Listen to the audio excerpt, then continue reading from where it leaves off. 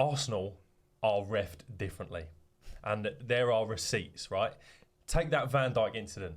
If Ben White or Kai Havertz does that, imagine the reaction on the internet, and I guarantee you they would both be sent off on the spot for violent conduct. They've won one out their last 6. It was against AFC Wimbledon. Yeah. Like, they've basically won none. I think it's an absolute unconscious bias. We've said this before. Pretty boys Arsenal, they play nice We said football. it when we said about flirting with the refs. Yeah. Like, it's just, they're human, aren't they? Like, Welcome back to Ball Talk with me, Lewis Bryon, and today I'm joined by the usuals, footballer Ken Charles, presenter Noah Jones. Boys, today we'll talk about Arsenal-Liverpool 2-2 draw on the weekend. Big game for the title challenges of Liverpool and Arsenal. I know it's early on in the season, but what was your thoughts? Was it a fair result in the end? I think it was fair. I think we beat them first half.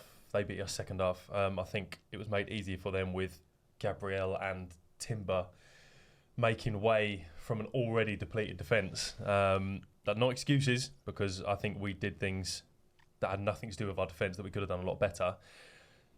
It's fair. It's a bit annoying, but it's fair. Yeah, I think it was a fair result. Ken, what do you reckon? yeah, I think it's fair. I think it's disappointing in the sense that I think based on how the first half went, I feel like we could have gone for it a bit more in the second half. I think we went so conservative and thought basically it looked like we played to see the game out. We didn't really push in the same way we did the first half, and I think at home there's no reason why we shouldn't be pushing to go 3-1, 4-1. Well, not to say that we should beat them 4-1, but like push for that next goal. I think Liverpool have some dangerous players, and if you try and hope that you're going to see out a 2-1, when Salah's on the pitch, I always think he can score. I was just thinking that. Do you think that's partly because the team, like, subconsciously would do that, knowing, right, we've just lost Gabriel, we've lost Saliba's not even playing, Odegaard's not playing. They're maybe thinking, right, our main players are gone. We have to retreat, just like subconsciously. Yeah, it's possible. It's possible because it's obviously a depleted team again. It's not an excuse, but it's the big players in terms of your Odegaard who keeps the game ticking. Gabriel later comes off when Saliba's already not there. Subconsciously, the players will sort of feel like we need to hold on to this. But I don't know if it's a game plan from Arteta as well, because I feel like the first and second half were night and day. Yeah, you'll know more as footballers, but if you already haven't got one of your best players, you haven't got another one in Saliba, then your other best defender goes off. Surely you're a bit like, this is going to be a little bit rough. Yeah. I reckon you do, yeah, because especially if you're not, say, one of the stars of the team, you do hold them players in high regard. You have big respect for them. So when they go off, it is going to be like, right, we've just lost our big hitters. You just naturally think, right, it's going to be a struggle. So you definitely can switch your mind. In terms of Arsenal and their injury problems, I've heard a lot of Arsenal fans saying it's like an injury crisis. Do you agree with that? Or because, I'll tell you my thoughts on it. Yeah. I think Arsenal fans, it's seeming as an injury crisis for Arsenal fans, the fact that the players we are missing are big hitters, and they're not like, some of the worst players, some of the middle players. It's all of our best players, really. So it's more evident to see that we're losing these players. I think all teams are having these injury problems. So I don't like Arsenal fans and getting in that sort of victim mentality where, we've got so many injuries, that's why we're losing. Because if you're going to win a league, you need to be able to adapt to that, don't you? I think Arsenal fans amplify everything. Yeah. Like, if we win, we're the best team in the world. If we lose, Arteta's got to be sacked. If we've got one or two players injured, it's like a disaster. Like, I wouldn't call it an injury crisis. Obviously, you don't want to lose your captain. You don't want your star player in Saka missing a couple of games. Gabriel it's injuries, but we've been, I think, last season we were lucky in the sense that pretty much all those players you're talking about, like the main ones, were fit. That's not going to happen for 2, 3, 4 seasons in a row. You're gonna have injuries, so that's why you need squad depth. And I think we've got an all right squad depth, and we're managing it. So we shouldn't be using it as an excuse. No, it's definitely not a crisis. I think the thing that amplifies it is, in this game, it seemed to all be in one position. Yeah. So it was a centre mid at right back, a right back at a centre back that's not good enough for the club according to fans, and a 17-year-old left back. That's what it ended with. So I think it seemed, if it was like Martinelli over there and then maybe Jesus was injured, you're like, whatever, it doesn't matter. Because it was 4 or 5 in the back line, I think it made it seem worse, but it's definitely not a crisis. Yeah, no, 100%. And that sort of position, the back line, I would say we had the strongest depth at the start of the season. Oh yeah, when we had all the fullbacks, yeah. Like we just signed so many players in that position, and now it's like, who are we going to play there? So it is a bit mad, to be fair. What do you think it's down to? I've got my reasons, but what do you think it's down to? Like, why are we getting so many injuries at the moment? I have no idea, so I'm interested to see what you two as far as there'd be a number of reasons. Obviously, Saliba was suspended. Yeah. Gabriel was forced off. I'm not sure what actually happened. It's his knee, something to do with his knee. Yeah, it was a challenge with Nunes. So obviously that's impact. That's part of football. Like that, those injuries can happen. Timber looked like just cramp, like fatigue. Yeah, he has just come back. So that's normal against Liverpool. Like, that's a tough game. Calafiori, we saw what happened. That was a dodgy. Like he twisted his knee. Mm-hmm. Yeah. Given how what happened, you take what he's got. Like it's a couple of weeks out. So. I mean, football is a contact sport, and it's chaotic, isn't it? Like injuries are just gonna happen. Is it a thing with defenders? Are they in contact more? No, I think Ken just that's just hit the nail on the head. Really, he just explained 4 different types of things that can happen in football. Like there's not one thing that a club does that makes players get injured more. Like these players, especially in recent years, push their bodies to the absolute limit as the max. Okay, they've got to be right on that edge to perform the best in the gym, on the pitch, with what they're eating. So you're going to get more injuries that way, partnered with teams that are playing in Europe. The schedule's just insane. So you're going to get injuries. It's not just Arsenal. This will happen all over the pitch, all over the league, sorry. Yeah, you have to break down a specific club's problems. And if you look through Arsenal's injuries, it's just unlucky. And like you said, the amount of games they're playing at max intensity, pushing their bodies, injuries are going to happen. So I wouldn't look at it and say Arsenal doing anything wrong. We're probably in a situation right now where there's a bit of bad luck, and what happens is if you've got injuries, they usually tend to compound because then you can't rotate. Some players have to play because there's no options, and then they're more likely to get injured as well. Yes, you're trying to force people back. They might break down again. So Timber. Yeah, literally. We come from an ACL to play most of the games at the start of the season. Exactly. Then he's going to get injured. So it's pretty normal, and you just hope that they can sort of manage it. Some players can come back one by one, and then the closer the squad gets to, full depth, the easier it becomes to manage. Boys, last week we spoke about who we think should start and where in this game. Was there any particular players that impressed you from Arsenal or Liverpool? I'm waiting for you here. Thomas Partey. The guy was unbelievable. Really I teed that up because I knew. What I don't he's playing for a contract. He's in the last year of his contract. He's having an absolute blinder and he's not getting any injuries. I'm not having it. Thomas Partey, right? The only thing he wasn't amazing at was when it was a long ball over and it was winning headers, because he's a centre mid. He's not used to receiving them types of headers against the winger.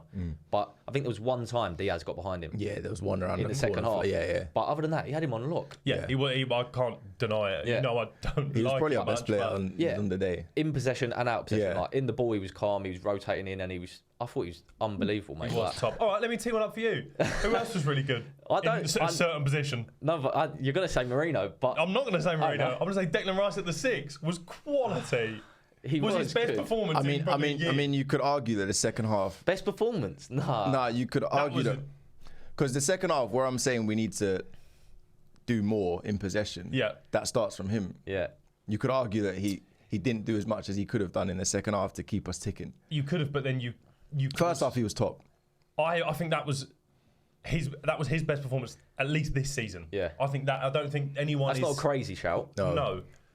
And it was at the 6. It was at the 6. Listen, I've never said he's a bad. No one said that. No one. He's obviously can play the position. He can play the position. Pulled out, man. He was. He was he was doing some things at one point. I thought, wow, what is going on? And Ben White at centre half was top as well. Yeah. But we know he can play there. He's first half Saka. Wow. Back to like. We had great performances all over. That's why it's. Kind of like Yeah. Because who stood out? I thought Trent was. Like, I heard people praising him in the second half because he basically got the assist or the pre-assist. But If you watch in the first half, every time he got the ball, he'd look for a 40-yard pass. He'd go to us. It didn't come off. Yeah, like it's so wasteful. He is so wasteful because he always looks for that killer pass. This is why I don't praise him as much as other people. Yeah, no, I as feel much that. as he is. But the only thing I'd say is, again, that was against an Arsenal. I'd say it works.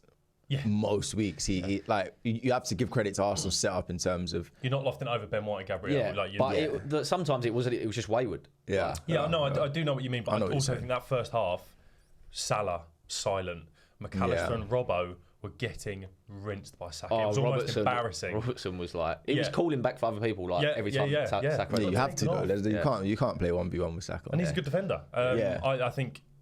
Yeah, there were stand-ups for both teams, and it kind of switched from half to half. Yeah. But Saka is so good.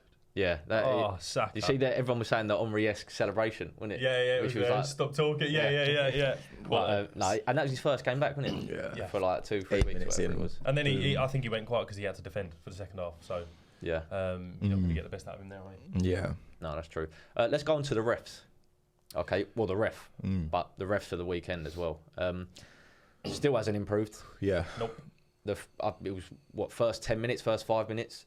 Van Dijk clearly kicks out twice. I think. I think that's VAR's got a. I mean, that's literally what it's designed for. Yeah. Like unless VAR, why is VAR not picking up on that? I'm gonna address camera here. Okay. Yeah. Arsenal are refed differently, and there are receipts. Right. Take that Van Dijk incident. If Ben White or Kai Havertz does that, imagine the reaction on the internet. And I guarantee you they would both be sent off on the spot for violent conduct.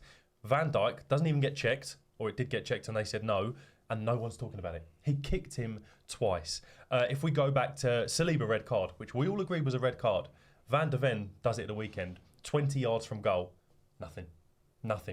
Curtis Jones or Luis Diaz kicked the ball away while Saka was on the floor. Yeah. Right? All the Arsenal players said, that's a yellow card. Ref said, no, you can't take it quick. Saka's on the floor. Trossard against Man City was a red card. We all agreed that. Bernardo Silva was on the floor. Yeah. You have to start reffing teams equally. And I'm so glad I was online aggressively this weekend. Other fans are starting to see it.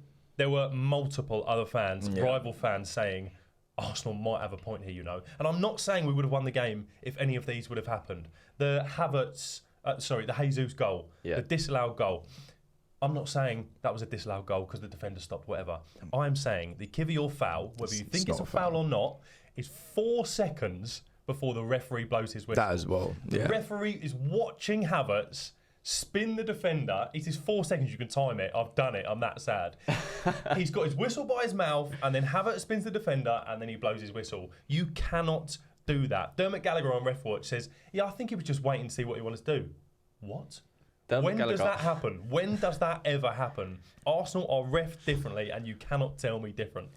They are ref differently, and I don't think there's an agenda against Arsenal from the refs. I'm not deluded. I don't think that's the case. But the facts are that during the Arsenal matches, whether it's coincidence or not, they are getting decisions against them. Where in other matches, it's going for other teams. I think it's an absolute unconscious bias, right? Yeah. Wenger moaned about the ref for years. Arteta moaned about the ref for the last couple of years. So then obviously going into the game, the refs are going to probably these things stick with you, I don't like these people. Well, we've said this before. Pretty boys Arsenal, they play nice we said football. it when we said about flirting with the refs. They're human, aren't they? Like, if you subconsciously win them over, that's our decisions.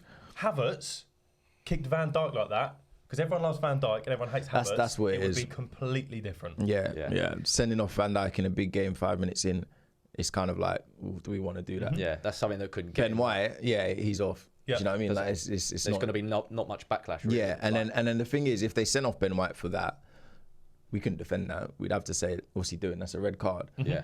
So they get away with that, but then they just turn a blind eye when it's the other way around. It's best centre back in the world. You can't be sent off. Yeah, exactly. Do you know what I mean? It's an unconscious bias. Like I wouldn't go and say it's an agenda because it wouldn't make sense. But like, and I get it in a way because like if you think back to Joey Barton.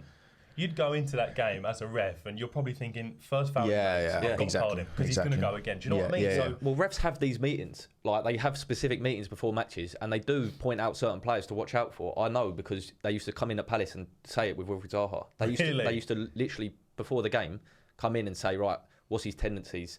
he likes to dive this way, or when someone comes in, he goes down. Like little things like that, they look for. But that's mental. Yeah. That is mental. Read the rules of the game and apply the rules of the game, not because of who's done this. Let's look who's done this. Yeah. It makes zero sense. Even the offside, the Marino's goal, they checked that for 5 minutes. Oh my God, that was embarrassing. You could see on TV that was embarrassing. that Van Dijk was playing him onside. Everyone could see it. Why are you taking 5 minutes? Yeah. Why are you looking to disallow it? I don't get it at all. And again, we haven't lost the game because of the refs. I'm not saying that. Watch this back. Watch the games back. Watch incidents back without bias, and you will see that Arsenal are ref differently. And one last thing I say on the refs is the fact. The only thing that annoys me, right? I don't care if they get all these decisions wrong, and one week it's against Arsenal, 1 week it's for Arsenal, and it's inconsistent. I don't mind that, but they've set up a system where we expect now perfection because of VAR. We can expect perfection. If you get rid of VAR, I don't mind you messing up because it's human error. Like players make mistakes, missing a pass. Refs can make a mistake and not get a foul. That's fine, and it gives a bit of banter, a bit of back and forth with your mates after the games, and it all works itself out. But with VAR, it don't seem to be doing that. I think it's just consistency, man. Yeah. Like again, that Kivior one that we scored from and it got disallowed, whatever.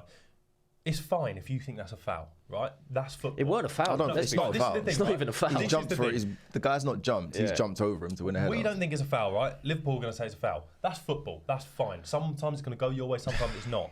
It's the 4 seconds after blowing the whistle. Why are you waiting for Havertz to go through on goal? Did you hear Peter Drury on the commentary? Like, that's how you know how long he took to blow the whistle. He's screaming, thinking we've scored. Really? Yeah, like he's not realised that the foul's been given. No one has, because that's how late it was. Yeah. So then you have to ask the question: Why was it that late? Why was it that late? If you thought that was a foul, why didn't you just give it like a normal person? Yeah, like, why are you He was waiting? working out. Do I have him in my FPL? But it wasn't that big of a decision. Do you know? Sometimes it's like when there's penalties, a ref might pause and like give himself a second or two to give it. Yeah. If you just think a challenge in the middle of the pitch is a foul, you just blow, don't you? It's not one of them ones you go back and think for 2 seconds, 3 seconds. But it was like if it didn't lead to a goal, I reckon it seemed like it wouldn't have given it.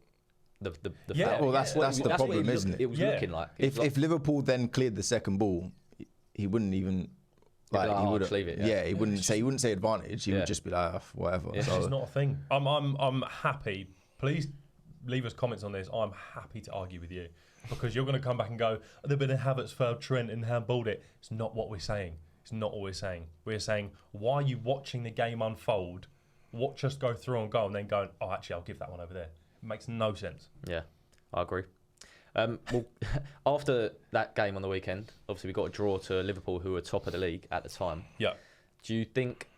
What do you think about our title challenges, our title chances? Like, in my opinion, we're completely still in it. Of course. You feel the same? Yeah, I do. I think if you look at the rivals, although City keep just about doing it, you can't just about do it for 30 more games. Like I think they will. 30 saying unbeaten now. I think the missing Rodri will come into play, and we are the first team in last year's top 6 that Liverpool have played, and they weren't very good at all. They will have harder games against City, Villa, Tottenham that they won't win. Liverpool will drop off. That, yeah. So we're not out of it. I'd rather we were in it a bit more, but again, no excuses. Your most attacking player, we don't have an attacking mid, and we haven't for a lot of games. I think that's a big thing. I think we're fine. Obviously, the loss at Bournemouth wasn't great. The not winning on Saturday or Sunday, obviously, it would have been a lot better if we'd won. It'd look a lot better, but I mean, that is a lot of games now. I don't know the exact number, but it's a large number of games we played against the top 6 of the Premier League, undefeated. And we don't look like losing to any of them. We didn't look like really ever losing on Sunday. Against City, we was seconds away from winning. So when you look at those games, that tells you that we are as good as a title challengers. It's just about hopefully getting people like Odegaard back, getting Saka back firing weekly, and then winning the games we're supposed to win. Your Bournemouth, those kind of games, just going on the run now, winning those games. And we should be fine because, like you said, Liverpool will play more, big 6 teams. They'll probably drop points there. City have more to play as well. With missing Rodri, that could come into play. So it's just about staying with it. We've seen running away with the title that we did 2 years ago. Running away with the top position doesn't do much. It's just about staying with the pack, getting to Christmas, still be within 3-4 points. Yeah. And then that's just one game. And we're within, 5 points, I think it is, at the moment? It's 5 of City, 4 of Liverpool, yeah. Yeah, and although it's a fair amount for this early on, they're not going to run away with it. I can't see one team running away with it, judging by the way they're playing. City have been...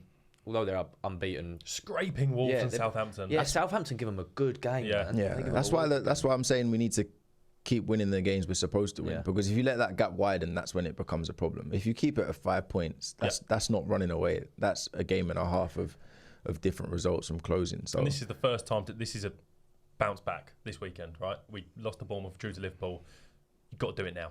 Yeah, this is a game where you have to. Yeah, well, let's talk about that. Perfect. Newcastle. Okay, it's an early kickoff on Saturday away to Newcastle. Yeah. Oh. I'm actually, on paper, I was thinking St James's Park is obviously notoriously a hard place to go. A lot of teams struggle there. But Newcastle have looked poor, man. They've won 1 out of their last 6. It was against AFC Wimbledon. Yeah. They've basically won none. That's mad. You can't count that as a win. Yeah. Because they drew to City at St James's Park. Yeah, this is my issue. St James's Park. It was a good few weeks ago now, though. It was. St James's Park is rank. Early kickoff for some reason is rank.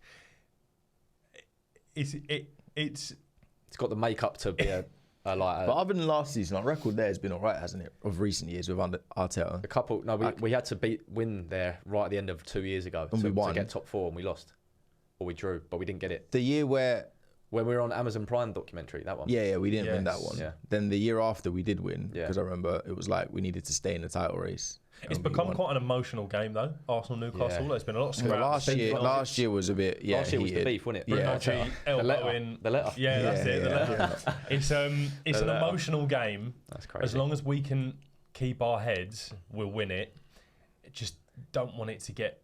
I mean, we'll be back next week moaning about a ref decision, but it's going to be a good game. I'm looking forward to it. They were poor against Chelsea. Newcastle were on the weekend just gone. They were so Chelsea were good, but they not that good. Not as good as their performance looks. Newcastle were just giving them the ball. Don't look.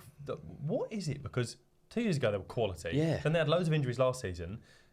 Now they just don't look great. It seems like it's just, the momentum's just burnt out. That's what it seems like. Even Isak, he was getting the ball, he was coming into him, weren't sticking, losing the ball. Anthony Gordon looks like, I don't know, he's just come off his form as well. I don't really know what's going on. So that's good timing for us. I think we can turn them over. It is. They can still hurt us though. Yeah. Who are we going to be missing? So Saliba's out for another. Saliba's back. He's only one game. Yeah. Last man is only one game. So Saliba's back.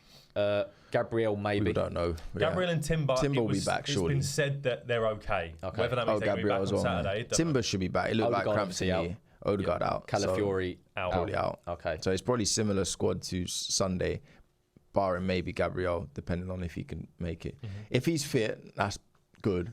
If he's fit, back four is back. Yeah. That's Ben White, Timber, and if he's not fit, then it'd probably be Saliba, Ben White partnership, which again is all right. It's just So we've also got a cup game tonight when this goes out. So you might be listening against Preston. What, on Wednesday? Yeah, tonight. Okay, cool. So you might be listening to this, and we've just got another 4 injuries. No, we've got that. The game against Preston needs to be a complete change in. I don't trust Arteta to do that. No, you can't. He will change it like he did at. Saka started against Bolton. Yeah, that's the only thing. Do you know what I mean? Like obviously Rice will play. And got like 70 minutes. Some of the younger players. You got like 70 minutes against Bolton. Declan Rice will play again, but you can then. Why though? Declan Rice shouldn't play. Do you know what I mean? He played against Bolton. Yeah, I know, but this is what I'm saying. I don't trust Arteta to actually rest the players. He shouldn't play. Yes. Wanyeri.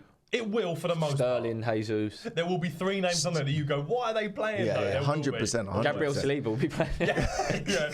I mean, he'll be giving Saliba minutes because he missed Sunday. He shouldn't play. No, he's fine. Saliba? No. Right, okay. No, you don't lose your fitness. Out 10 days. Yeah, no. And he's not out. He's training. Yeah, if he's injured, it's different. He's training, so. Yeah. It's got to be your Jesus's, your Sterlings, your Waneris, Marino. He might have to play. He can play. Marino will be Rice party back, I reckon, for Newcastle. So Marino can play. Marino can play Wednesday because he's still probably not at his 100% either. He's only getting his. So that's a good game for him actually. But yeah, a lot. Well, we'll definitely see some names where you're I like, think it'll why be the hell is 7 he there? youngsters and it'll be 4 first-team players. That I just hope Saka's We'll not see playing. Odegaard playing. Yeah, Odegaard, Saka, Calafiori. Odegaard's been preparing for this match. We'll go on to the predictions. Okay, official predictions for Newcastle. Yeah. What do you think? I need you two to go first. Okay. Because I still haven't made my mind up. I'm going to go. I think they will score. I think we'll win 2-1. Possibly 3-1, but I will go 2-1. Okay. I'm gonna go 3-1. I was going to say 3-1. Yeah. Because I think we will.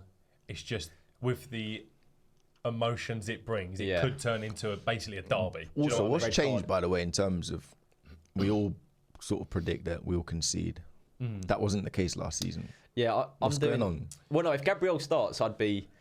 It's because it's all a bit disjointed. Even if we get that solid back four, it's changed a bit. Yeah. So yeah, that we've had like So I think there was a many stat we've done defensive like 8 solid- different back fours, and last season we did the whole season we It did was like just 3. the 4. Yeah. if Gabriel and Saliba start with Timber and Ben White, I'd go 2-0. Yeah. But again, we're away. Yeah. And also, St. yeah, James's it is Park. St James's Park. Like Yeah. that is I know. notorious. Like, that's one of the games of the season where you expect to concede. Yeah. Probably. Yeah. 3-1. I'd be over the moon with. Yeah. Okay. Any goal scorers? We'll go back. Saka, Havertz, Gabriel done. Yeah. I'll do the same, but just get rid of Gabriel. Saka and Havertz. Ken? Saka and Trossard. Yeah. There we go. Those are the Just play a names. loop every week. Just say 3-1. If it ended 2-1, by the way, I'm pretty sure I said the 2 that scored. It was for Liverpool.